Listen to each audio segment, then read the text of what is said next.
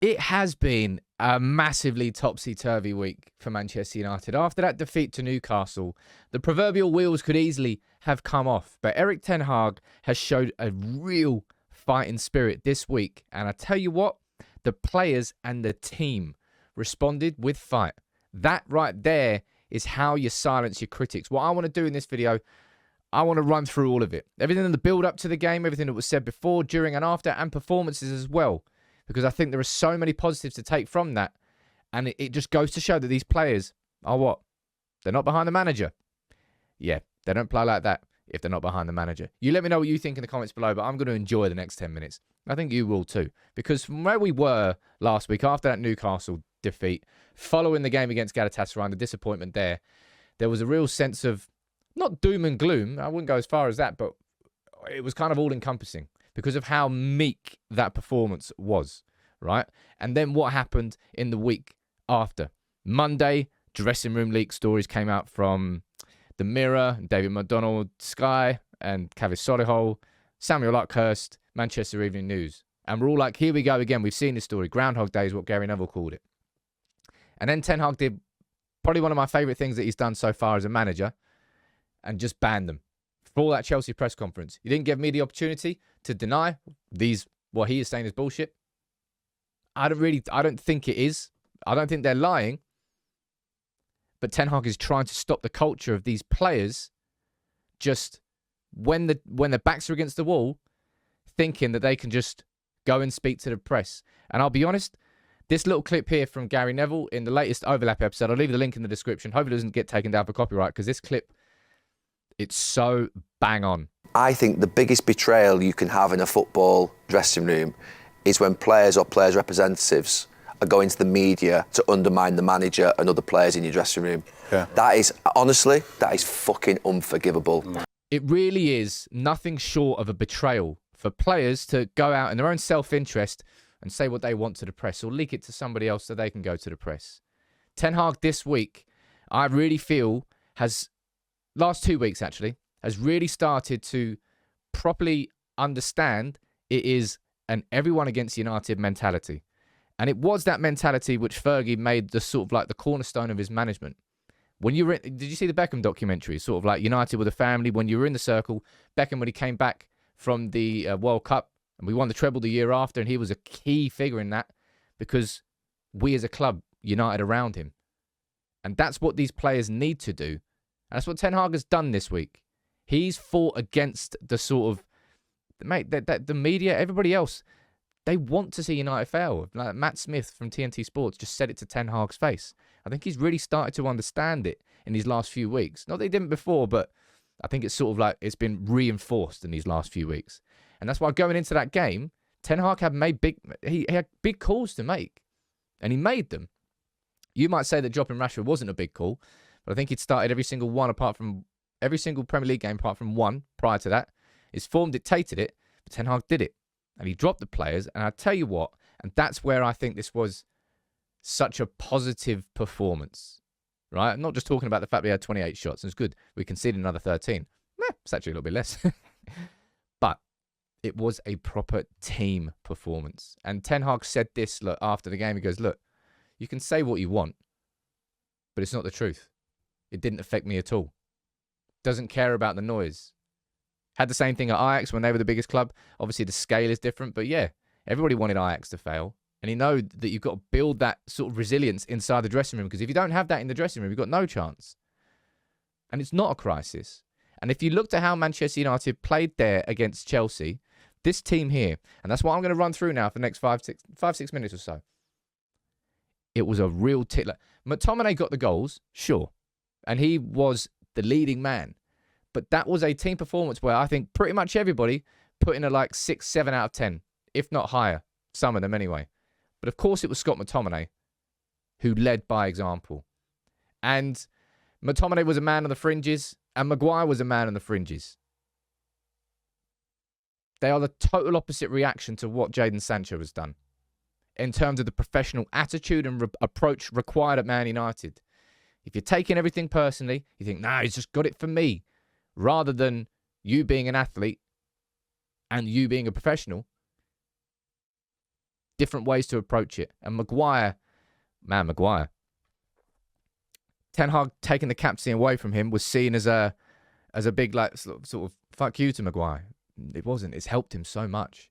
But McTominay himself speaking after the game about how Ten Hag sort of reduced the training, I'm kind of thinking this is more to do with the fact that we've got a game every 3 days. So what's the point in overly training when the games are the training, basically? You need to recover in time for that. I think that maybe it's going to suit United. Maybe the fixture period piled up is normally a time when players get fatigued, but it might actually help United. And this particular screenshot here, I just want to sort of pull this up. This is for, obviously, Manchester United's second goal and McTominay's second goal. But I want to talk about 1, 2, 3, 4, 5 players being in the box, ready for Garnacho's cross, right? Ready for that ball over there. Probably not that high. Let's try and get the exact curve of it. Ooh, about there-ish. 5 players in the box, ready for it. That right there is some serious attacking intent. And the reason they were able to do that was because of Amrabat behind him, which I will speak about next. But Garnacho, man, is he developed into a star. You know what we're speaking about Rashford's problems this season and what's going on. Not only have we signed Højlund and he's now the main man up front, not scoring yet in the Premier League, but I'm not worried about him at all. You've also got Garnacho who's broken through. You can't take Garnacho off that left wing. So Rashford's not got a place on the left wing. He's not really got a place up front. What does he do? Play on the right? Hates playing on the right. That's definitely a big part of it. But Garnacho, Bruno Fernandes sets the tone whenever he plays in terms of the tempo that Ten Hag wants. In this example here in the 12th minute, Bruno Fernandes there, 6 yards behind Mudryk. Man, they have got a rapid pace in that attack. 6 seconds later, where's Bruno? On the edge of his own box. Sliding in, making a tackle. Setting the example as the captain.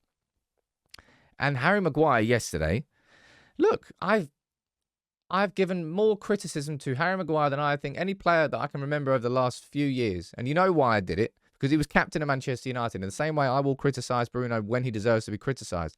And there are flaws to his game, and I've spoken about him a million times now. But Harry Maguire has been Manchester United's best player this season. And game on game now, he's improving. November Premier League Player of the Month. Away at Galatasaray, away at Newcastle. 2 games that I thought that he might sort of crumble in. He's kind of excelled in. And he did the same against Chelsea. And look, there's one moment I want to sort of pull out from that game. And this is leading in the build-up to the second goal. Maguire receiving the ball here on the half turn. Turns, he's surrounded by 4 Chelsea players. Lovely little tucked ball across to Reguilon. He finds Garnacho. Garnacho finds McTominay. 2-1 to Manchester United.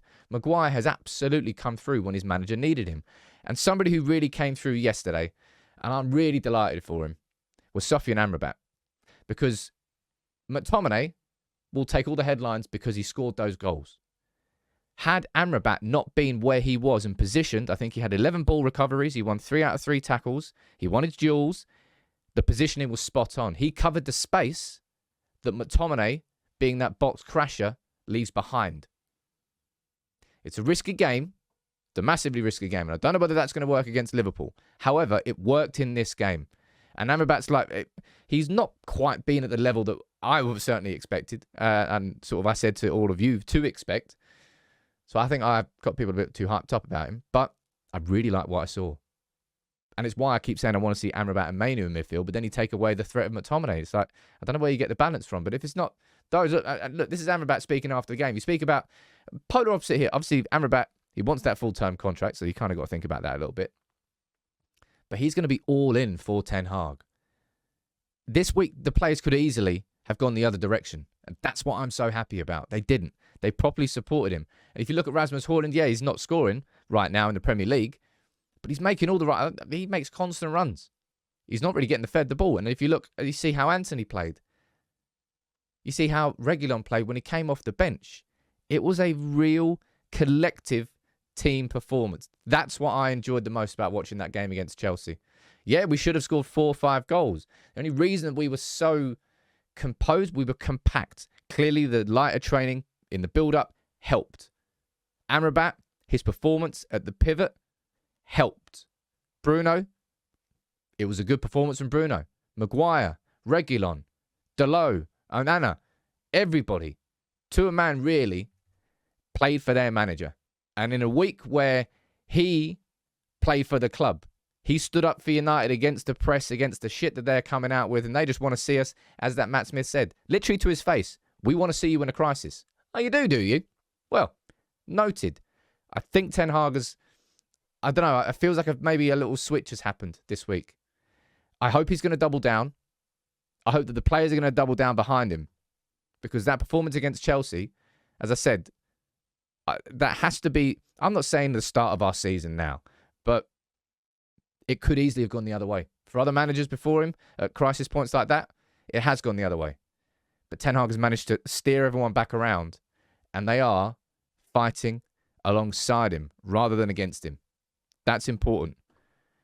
Now we've got to do the same thing against Bournemouth. It's all well and good doing it in a big game like that where it really, really matters, but in games against Bournemouth where it might be those sort of run-of-the-mill games where you think, well, United have got to get 3 points. Well, Bournemouth have just won 2-0 away at Crystal Palace. The same thing has to happen. Bayern in midweek, the same thing has to happen because we have to go into that Liverpool game off the back of 3 wins, really, if we're going to have any chance at Anfield. You let me know what you think in the comments below. But I was really happy to see that fighting response. That's what I wanted to see. And actions speak louder than words. And doing that against Chelsea, I liked it.